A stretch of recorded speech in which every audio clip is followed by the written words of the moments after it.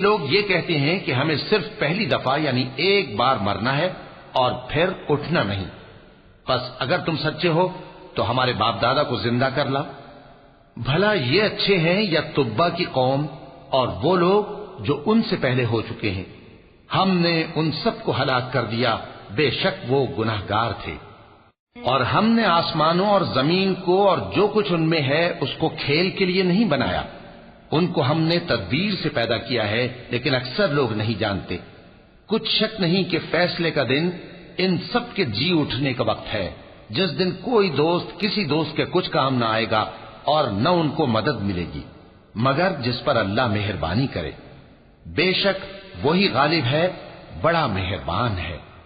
بلا شبہ تھوہر کا درخت گناہگاروں کا کھانا ہوگا، جیسے پگھلا ہوا تانبا.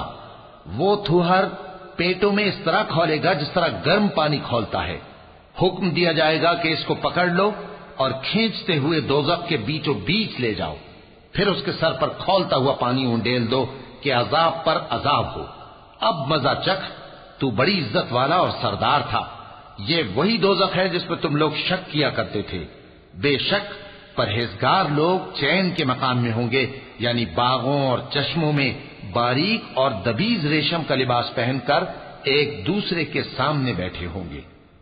وہاں اس طرح کا حال ہوگا. اور ہم بڑی بڑی آنکھوں والی حوروں کو ان کی بیویاں بنا دیں گے. وہاں امن و اطمینان سے ہر قسم کے میوے منگائیں گے اور کھائیں گے، اور پہلی دفعہ کے مرنے کے علاوہ موت کا مزہ پھر نہیں چکھیں گے. اور اللہ ان کو دوزخ کے عذاب سے بچا لے گا. یہ تمہارے پروردگار کا فضل ہے، یہی تو بڑی کامیابی ہے. ہم نے اس قرآن کو تمہاری زبان میں آسان کر دیا ہے تاکہ یہ لوگ نصیحت حاصل کریں. پس تم بھی انتظار کرو، یہ بھی انتظار کر رہے ہیں.